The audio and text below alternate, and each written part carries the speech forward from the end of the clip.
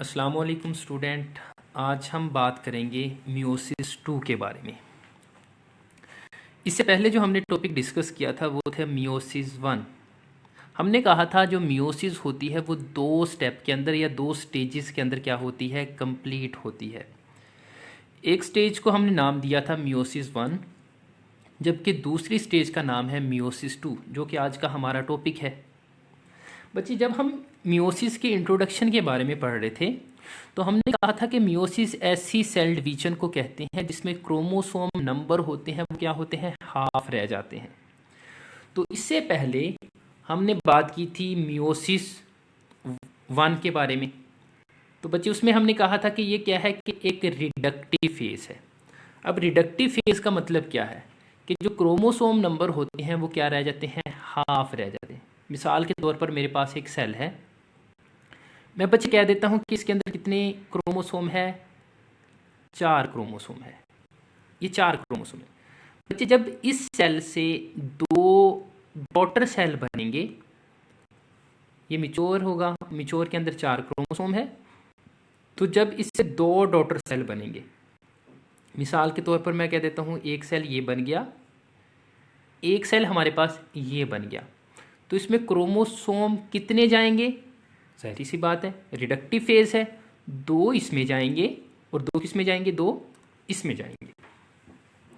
इसको हमने क्या दे दिया, ये ऐसी स्टेज है जिसको हमने नाम दिया मियोसिस 1, और ये क्या है, रिडक्टिव फेज है, जिसमें क्रोमोसोम नंबर क्या हो जाते हैं, हाफ हो जाते हैं। नेक्स्ट बच्चे, आज का जो हमारा टॉपिक है वो है मियोसिस 2। जब हम इसके इंट्रोडक्शन की बात कर रहे थे तो हमने कहा था जो मियोसिस 2 होती है वो किस जैसी होती है, माइटोसिस जैसी होती है। माइटोसिस में क्या होता था, नंबर ऑफ क्रोमोसोम थे वो वैसे ही वैसे रहते थे, मतलब सेम रहते थे कि अगर पेरेंट के अंदर 2 हैं तो डॉटर के अंदर भी कितने होंगे, 2 होंगे। तो हम कहते हैं कि आफ्टर टीलोफेज 1 के जैसे मियोसिस 1 की जो आखिरी स्टेज है जिसका नाम है टीलोफेज 1, वो बच्ची एंड होती है। तो जो हमारे पास सेल बनते हैं डॉटर सेल, उनके अंदर एक छोटा सा इंटरफेज आता है। इंटरफेज क्या होता है, इंटरफेज बज़ाहिर एक डिवीजन फेज नहीं है, लेकिन तकसीम के लिए जो ज़रूरी चीज़ें होती हैं वो सारी की सारी कहाँ प्रिपेयर होती हैं, इंटरफेज के अंदर। इंटरफेज के अंदर हम बेसिकली 3 फेज को डिस्कस करते हैं। एक बच्चे हमने बात की थी G1 फेज, फिर हमने बात की थी S फेज, और फिर क्या होता है G2 फेज।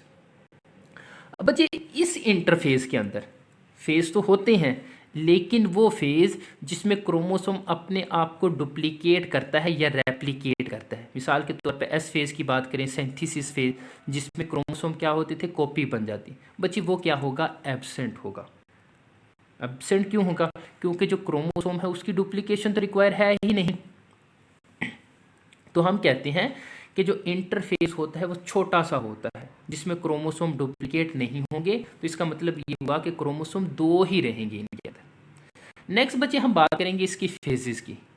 तो फेज में हमारे पास, जैसे हमने मियोसिस 1 के फेज की डिस्कस किया था, तो प्रोफेज, मेटाफेज, एनाफेज, और लास्ट पे हमारे पास क्या है, टीलोफेज।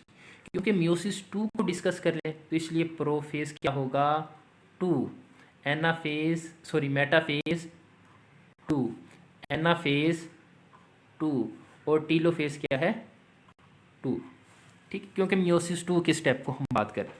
बच्चे, जब हमने कहा कि मियोसिस 2 क्या होती है, बिल्कुल सिमिलर है किसके, माइटोसिस के।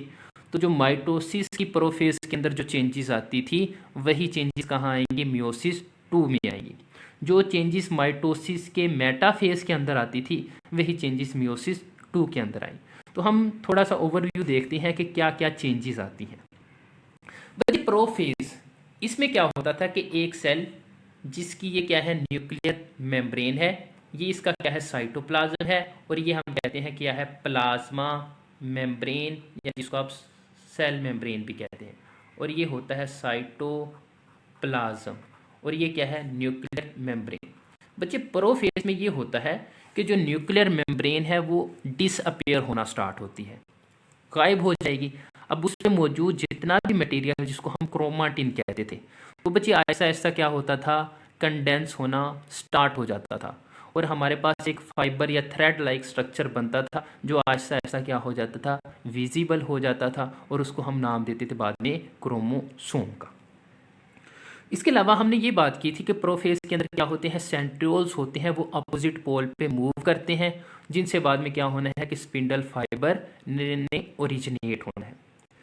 तो ये चेंजेस थी वो आती थी प्रोफेज ऑफ माइटोसिस, और यही चेंजेस क्या आएंगी प्रोफेज 2 ऑफ मियोसिस 2 के अंदर आएंगी।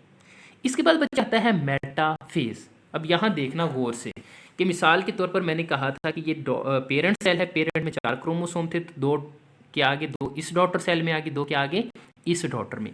अब बच्चे होगा क्या कि ये दोनों क्रोमोसोम है वो दरमियान में, इक्वेटर के, मेटा का मतलब है दरमियान में, तो ये अपने आप को क्या करेंगे, अरेंज करेंगे।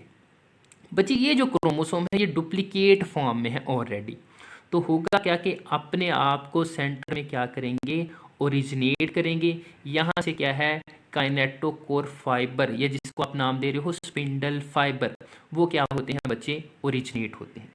ये जो स्पिंडल फाइबर ओरिजिनेट हुए ये किस पोजीशन पे आके अटैच होते हैं, क्रोमोसोम की काइनेटोकोर पे आके क्या हो जाते हैं, अटैच होते हैं। अब बच्चे यहाँ गौर से देखें तो ये देखें कि इधर से भी जो स्पिंडल फाइबर है ओरिजिनेट होके एक ही क्रोमोसोम के काइनेटोकोर पे आ रहा है, इधर पोल से ओरिजिनेट होकर वो भी क्या है कि एक ही क्रोमोसोम की जो सेंट्रल पोजीशन है वहां आगे क्या हो रहा है, अटैच हो रहा है। तो मतलब क्या है कि ये इधर से इसको खींचेगा, ये क्या है, ये इधर से इसको खींचेगा, या हमने ये पढ़ा था कि ये कॉन्ट्रैक्शन होती है, सिकुड़ेगा। अब होगा क्या बच्चे, तो फिर आ जाती है एनाफेज की बात। बच्चे इसमें ये होता है कि ये देखें कि क्रोमोसोम हमारे पास डुप्लीकेट फॉर्म में थे, तो अब क्या हुआ कि क्रोमोसोम इस फॉर्म में आके इस पोल की जानिब चले गए, इस फॉर्म में आके इस पोल की। अब ये भी क्या है कि हमारे पास क्रोमोसोम वही है, पहले क्या थी, हमारे पास डुप्लीकेट फॉर्म थी। तो अगर मैं इसको कुछ इस तरह से बना दूं तो ये भी बच्चे क्या है कि एक क्रोमोसोम है। तो इसमें क्या होगा कि जो सेंट्रोमेयर होता है वो दरमियान से क्या हो जाता है, डिवाइड हो जाता है, ये आधा इधर चला जाता है, आधा क्या है, इधर चला जाता है। तो इस तरह ये देखें कि ये क्या है कि एक क्रोमोसोम है इस तरह, ठीक है, और इस पोल पे भी क्या है, ये इस तरह क्रोमोसोम चला गया। तो बच्चे होगा क्या कि एनाफेज के अंदर ये जो स्पिंडल फाइबर ओरिजिनेट हुए थे ये सेंट्रोमेयर को क्या करते हैं, डिवाइड करते हैं और इसको अपने पोल की जानिब ले जाते हैं, और ये क्या है कि अपने पोल की जानिब क्या हो जाता है, मूव कर जाता है। तो ये हम कह सकते हैं कि इक्वल डिस्ट्रीब्यूशन हो जाती है किसकी, क्रोमोसोम की। बच्चे लास्ट फेज क्या था कि टीलोफेज था, कि जो क्रोमोसोम अपोजिट पोल की जानिब मूव किए हैं। अब बच्चे इसमें भी क्या होगा, 2 क्रोमोसोम है, इसमें भी क्या है, 2 क्रोमोसोम है। दोबारा से ये जो क्रोमोसोम है ये आपस में डीकंडेंस होंगे और दोबारा से क्या है, क्रोमाटिन बॉडी बना देंगे, और उसके इर्द गिर्द क्या है कि दोबारा से न्यूक्लियर मेम्ब्रेन बनना स्टार्ट हो जाएगी। तो हमने कहा था कि जो चेंजेस आती हैं प्रोफेज के अंदर, टीलोफेज के अंदर बिल्कुल उसके क्या आती हैं, अपोजिट आती हैं। तो इस तरह दोबारा से न्यूक्लियर मेम्ब्रेन बनना स्टार्ट हो जाएगी, और फिर क्या होगा, इसकी साइटोकाइनेसिस होगी कि मेम्ब्रेन है वो आहिस्ता आहिस्ता, जिसे हमने क्लेवेज फ्यूरो कहा था, ये बच्चे आपस में क्या है कि इन्वेजिनेट होगी और पेरेंट सेल को क्या कर देगी, 2 में डिवाइड कर देगी। अब बच्चे इससे भी क्या बने, 2 सेल, इससे भी क्या बनेंगे, 2 सेल बनेंगे। तो हमारे पास ये देखें कि मियोसिस अब ये कंप्लीट हो गई है। यहाँ हमने बात की थी रिडक्टिव फेज, 1 से कितने बने, 2, और 2 से आगे कितने बन गए, 4 बन गए। तो हमने कहा था कि जब मियोसिस कंप्लीट होती है तो हमारे पास इसके नतीजे में 4 डॉटर सेल बनते हैं। तो हमारे पास कितने बन गए, 4 डॉटर सेल बन गए। आगे बच्चे हम बात करेंगे इंपॉर्टेंस ऑफ मियोसिस की, कि मियोसिस की अहमियत क्या है। बच्चे सबसे जो इंपॉर्टेंस है इसकी वो है क्रॉसिंग ओवर। क्रॉसिंग ओवर क्या है बच्चे, पेरेंट्स के जो क्रोमोसोम होते हैं वो क्या करते हैं, अपने सेगमेंट को क्या करते थे, एक्सचेंज करते थे, अपने सेगमेंट को क्या करते थे, एक्सचेंज करते थे। मिसाल के तौर पर ये हमारे पास एक क्रोमोसोम है और दूसरी तरफ हमारे पास ये क्रोमोसोम है। अब बच्चे ये अपने सेगमेंट को क्या करेंगे, एक्सचेंज करेंगे, तो हमारे पास कुछ इस तरह के क्रोमोसोम बन जाएंगे कि कुछ इस तरह। तो इस पे हमारे पास क्या आ गया, कुछ इस तरह का, अपने सेगमेंट को क्या कर लेंगे, एक्सचेंज कर लेंगे कुछ इस। अब बच्चे सेगमेंट एक्सचेंज हुए, मैं सिर्फ एक यहाँ डायग्राम बना रहा हूँ। अब सेगमेंट एक्सचेंज हुए तो मतलब क्या है कि इसके अंदर जो मौजूद इंफॉर्मेशन थी, जो जीन्स मौजूद थी, वो भी क्या हुई है, एक्सचेंज हुई है। तो अब इसमें क्या होगा कि नए हमारे पास जेनेटिक रिकम्बिनेशन बनते हैं, और जेनेटिक रिकम्बिनेशन में हमारे पास क्या आती हैं, वेरिएशन आती हैं, तब्दीलियाँ आती हैं। कि मिसाल के तौर पर एक पेरेंट्स के क्या है कि 5 बच्चे भी हैं, तो बच्चे पाँचों के पाँचों एक दूसरे से क्या होंगे, वेरिएट होंगे, या हम कह लेंगे एक दूसरे से मुख्तलिफ होंगे। उनके अंदर क्या है कि वेरिएशंस हैं वो क्या होंगी, मौजूद होंगी। बच्चे आपकी बुक के अंदर ये लिखा हुआ है कि जो क्रॉसिंग ओवर होती है ये लेड टू एवोल्यूशन, कि एवोल्यूशन का बायस बनती है। इसमें कुछ कंट्रोवर्सी है वो मौजूद होती है। मिसाल के तौर पर वो कंट्रोवर्सी है क्या, अब वहाँ कहते हैं कि एवोल्यूशन आ जाती है। बच्चे मिसाल के तौर पर अगर पेरेंट्स की हम आई कलर की बात करें, कि अगर मेल की बात करें तो उसकी जो आइज़ का कलर है वो ब्लैक है, और मदर का क्या है, ब्राउन है। तो लाजमी सी बात है इंडिविजुअल के अंदर या तो ब्राउन होगा या ब्लैक होगा, कोई थर्ड कलर तो अपेयर नहीं होगा। तो फिर हम किस तरह कह सकते हैं कि एवोल्यूशन आएगी, वो और फैक्टर होते हैं जिसमें यानी कि एवोल्यूशन का बायस बनेगा। ठीक है, तो यहाँ आपने बात की कि क्रॉसिंग ओवर क्या करती है, वेरिएशन का बायस बनती है बिटवीन इंडिविजुअल, या हम कह लें कि जब गैमीट फॉर्मेशन होती है। बच्चे नेक्स्ट जिस चीज़ को हम डिस्कस करने जा रहे हैं वो है रैंडम असॉर्टमेंट ऑफ क्रोमोसोम।